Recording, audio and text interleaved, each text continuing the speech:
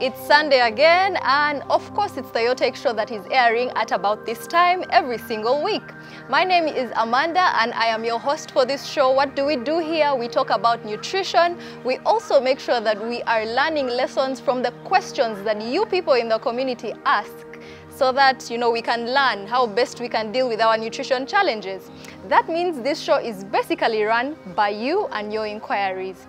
Well, in the Food Throne today, we are going to be looking at the low-cut fruit. This is our first segment of the show. I will also be letting you know how you can contact us or how you can get in touch, and also send in your inquiries or your feedback in a few.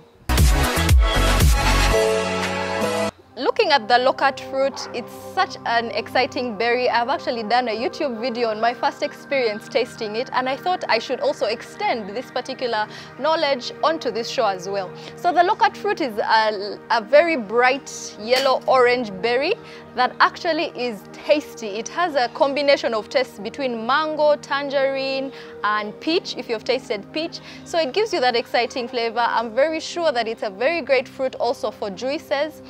It's a little berry. It's about the size of grapes, like you can see in the pictures that are running on your screen right now. And here's the best thing about it. It tastes really good, so your kids are going to love it, the older people are going to love it, your teenagers are going to have something that they can eat as a fruit, and yet it's full of nutrition-packed elements in it. What are some of these? It's very well known for vitamin C, for vitamin A, for antioxidants. And these are supposed to help us, like we always say here, fight against inflammation and disease or illnesses that may actually be coming to affect our bodies. So it actually works against these disease-causing microbes in our body systems. And that's why the low-cut fruit is something you need to try if you haven't. If you do have, if you have already tried it, then don't forget to add it to your menu every single time that you get a chance to, locate it. So that's the low-cut fruit. Let's head into our discussion room. Starting off our discussion room is Mr. Opolot, who is asking what to feed a baby of 1 year and 6 months who has no appetite. They say we have to keep forcing him. He is a sickle cell carrier. So that was a bit of information. I also like how he posed his question, because this gives us a bit more information to have better, a better response or a better nutrition management plan based on the information that he has been able to give. So even you out there, if you're going to be sending your inquiries, please give us a little bit more information to make a better, conclusion or better, suggestions and recommendations for you. But anyway, for Mr. Opolot, I would advise, as much as I have put down detailed responses on the Facebook page, that means you should head down there as well and follow and just get to learn more as well. The Facebook page name is Amanda Twewa as a nutritionist, but here we're looking at a recap of the lessons that we're learning. Now, here's what we're learning from Mr. Opolot's question, that we should be giving our children, especially those that are challenged with appetite, we should be giving them small achievable eating tasks at a time. Yes, you want your baby to eat, but then you are putting a huge pile of food right in front of him, and that is already demoralizing for him to actually engage with his food. So you have to make sure that you get different sizes of his utensils, find the small ones, because those will make him feel like, okay, I feel like I can deal with this challenge, I can get past this food challenge, and he'll eat that with more excitement and feel, that he's not doing badly after all. And also, try and praise your kids when they also do good, especially with the food. So tell them what's great when they are doing well, tell them the truth about how well they are doing. It also motivates them to continue eating as well. Our second question is coming in from Saudi. Saudi is saying, do you know medicine for hernia? The child is 15 years old. Well, for hernia, of course, I would advise that you also go and see, your doctors, because they will be the ones that will be able to tell the extent of, maybe a need for different interventions or how severe it is, because it can come in different forms of severity, which will actually, maybe pose a health risk or not. So it's best that you also see a doctor. But what I would advise or recommend is, you know, even when it comes to your food, try and get those foods that don't put a lot of pressure on our bodies. So they don't make you heavy, they don't drag when it comes to digestion. That means you need to have a lot more of vegetables in your diet. That means you need to have soft foods as well. Focus on soups, focus on purees, on porridges, because those move swiftly in the body. And then look out for also foods that are digested much quicker than others. For example, instead of using animal fat for your cooking, you might want to use coconut oil because it's digested quicker than, you know, animal fat, and that really helps with the burden or the pressure or the strain on your body system. So, Mr. Saudi, change, you know, the hard foods, change any of those foods that may be putting pressure on your son or this person's internal body system. Our third question coming in from Daba Bra is, how can a meal for a pressure victim be arranged? There'll be very many different things we'll discuss in terms of detail on the Facebook page, but here what I would like to tell you also is be mindful of the types of vegetables that you give your patient, because we have different types of vegetables, different categorizations, and this is one of them that you need to notice really keenly. There are starchy vegetables and then non-starchy vegetables. So the starchy vegetables are more likely to contribute to the calorie content of this patient's meal, and so you need to be careful about that, because you might think you have given carbohydrates and then vegetables, and yet you are giving carbohydrates that are providing the calories, but also you have these starchy vegetables that are providing more calories, and so it becomes an excess that this person does not need, and they'll still be finding a hard time trying to manage their blood pressure because of that. So you know what, when you are looking out for the types of vegetables that you're giving this patient, make sure you're looking out for those non-starchy types. For example, maybe cabbage, for example, you know, these green leafy vegetables, those that, you know, seem to be more in the leaf form. Yes, then there you'll have, you'll be sure that you're giving this patient non-starchy vegetables. Onions, you know, green pepper, those are quite good for, you know, blood pressure patients. The fourth question is coming in from Prince, and he says, I am a slim guy, 26 years, and girls lower me because because they think I'm a young boy. I want to gain some weight and I started gym. I need you to advise me on what food I can eat to gain weight. So first of all, Prince, what I realize is that you're fighting your opinion of yourself versus the opinion of other people on you. And it should be, while we move through this journey called life, we should be focusing on, you know, things that actually benefit us as a person, like individually. What do you desire and what do you actually want for yourself?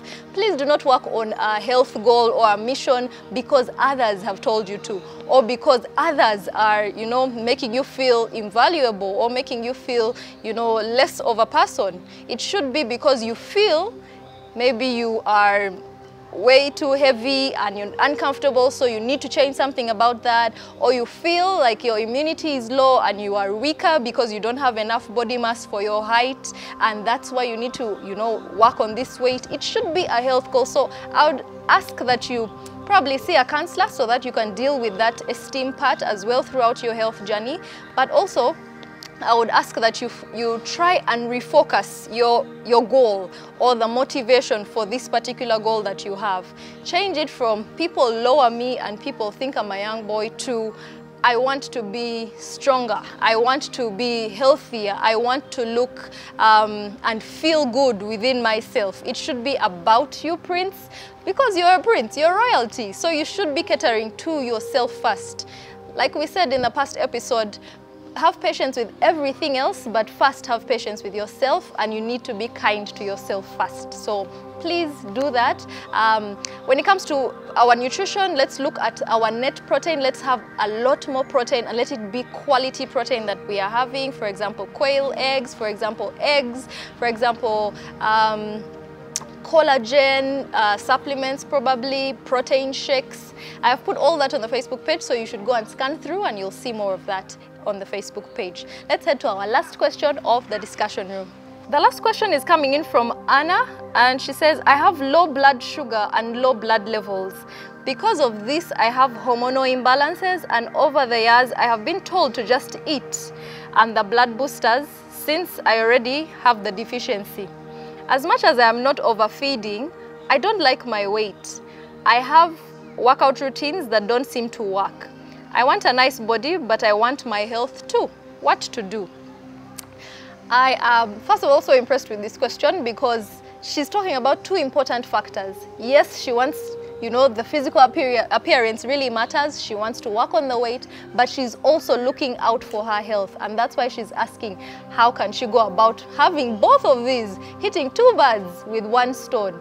And this is what I was trying to tell Prince as well. I hope you now get the point, that it should be about your health and what's best for you first, and then it can go on to the physical things of this life.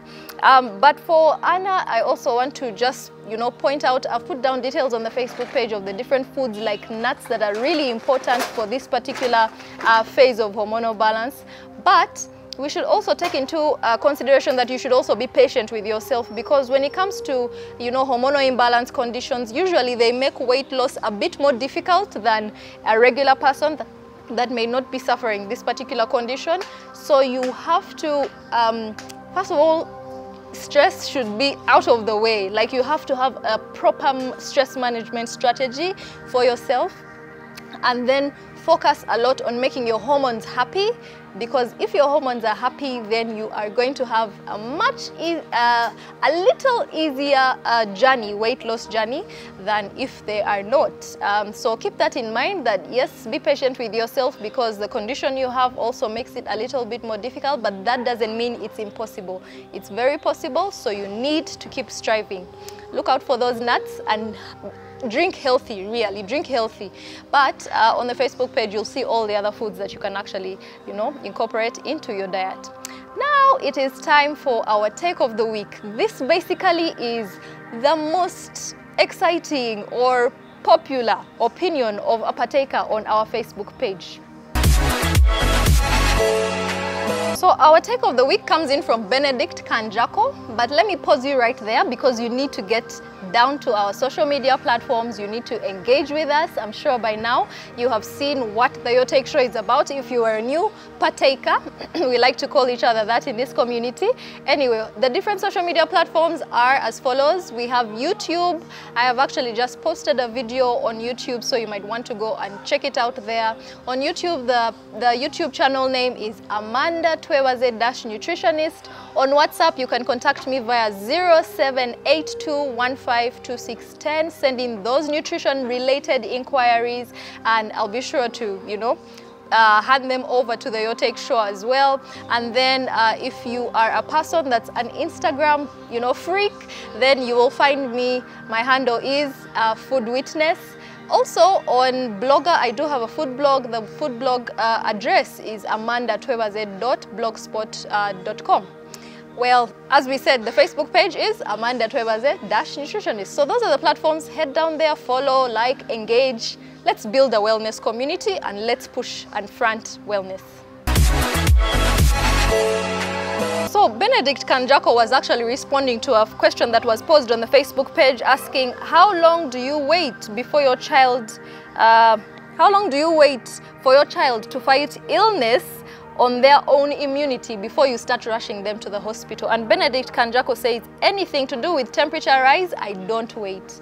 And this is great, because sometimes we don't know just how severe things are, and if we take too long, we have heard of stories where, you know, children have innocently died, probably in their sleep, probably during the night, you know, because of a little negligence here and there. We have all had those episodes. I know sometimes it would make you doubt if you're a good parent or not, but I think we should learn from the stories we have heard from others, that, you know what, if you see something becoming out of hand or becoming, you know, way out of the normal, then don't waste any time. Rush them to the hospital. Don't be embarrassed to take your child for treatment because you think you are spoiling them, or you are, you know, making them weak by always rushing them to the hospital. If you find that there are particular signs that, you know, just are a red flag, please don't waste any time. Rush them to the hospital. So So, a wellness quote that I leave you with: I love you so much that I give you a gift, a parting gift to take you through the week until I see you next Sunday. Anyway, our wellness quote is coming in from Renee Peterson, and it says, nurturing yourself is not selfish. It's essential to tour survival and well-being. So, nurturing yourself, people will think she thinks about herself way too much. She's always minding about herself and she forgets others. She's not responsible enough because she has forgotten about the people around her. It's great to love and be compassionate and empathetic and sympathetic and generous. But if you yourself are not generous to yourself, then you are lying to the people that you're saying you're generous to, because you can only give from what you have. If on the inside you are empty, if you're not taking care of yourself, then you can't be taking care of others. You're not eligible to take care of others. You can only take care of others when you are also taken care of. So mind yourself as well, nurture yourself, make sure you're dealing with self-development, make sure you are dealing with your health, make sure you're dealing with mental health, make sure your emotional state and your heart is happy and at rest and at peace. Just nurture yourself first. It's not selfish, it's just a way to survival, but also to your well-being in this lifetime. Well, that ends our show today. I will see you next week, but until next week, remember that wellness is an adventure. I want to thank Magic One TV that always airs this show every Sunday at 6 p.m. and the repeat being caught on Mondays at 10:45 a.m. Until next time, I'll see you soon. Bye-bye.